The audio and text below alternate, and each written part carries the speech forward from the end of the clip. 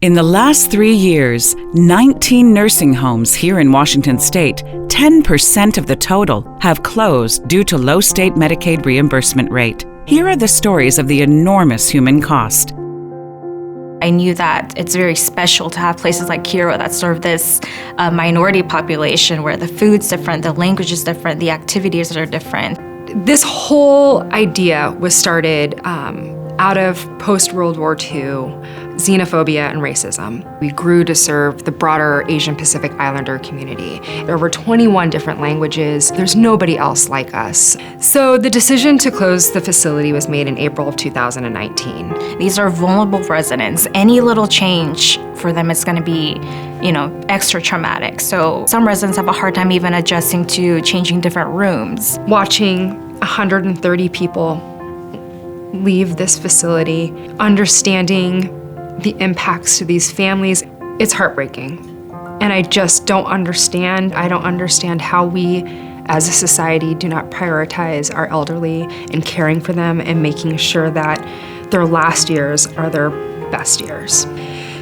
It just felt like such a failure to our elders, a failure to society. The most difficult residents that were hard to find homes for, of course, were our Medicaid patients, the lower income people. So after Cato closed, it was up to 19 calls that I made to different adult family homes. And when they found out she was on Medicaid, went from we have an opening to the call shifting, and at the end they said that they wouldn't be able to accept her.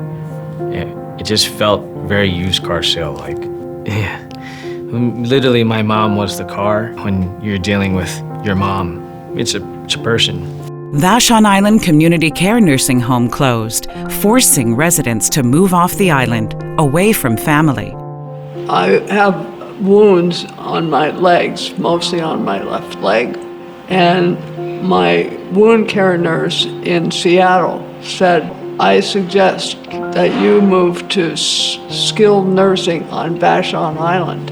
And my wounds got better. We learned that we would have to leave Vashon. Seniors in nursing homes, to be dislodged at that age, 75 upwards, is incredibly disruptive for them and certainly for their families. It's hard to overstate it.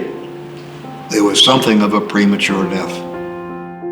Park Royal Nursing Home in Longview closed this summer. Tom was at Park Royal for about 2 years. The care at Park Royal was professional, was intentional. Park Royal is amazing. Their staff was amazing. The facility was clean.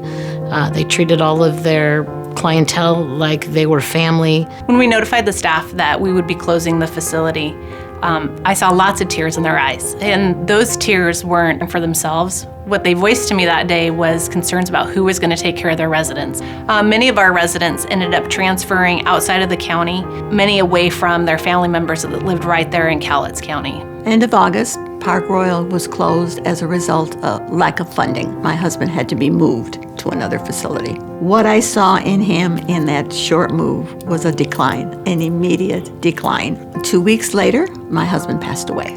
My mother-in-law moved in July of 2019, and she passed away in August. I think that kind of move is dramatic because everything familiar changed around her, and that was just too difficult. Washington State's Medicaid support for nursing homes is one of the nation's lowest. Even Idaho pays $50 more per day per resident than Washington. Unless the state addresses Medicaid and what it's paying these facilities, then the responsibility lies on the state. It's heartbreaking to see that at a moment where we should be giving the most reverence and respect, we're pulling our elderly up, we're displacing them. That is just irresponsible. I feel like it's so important that the laws need to change.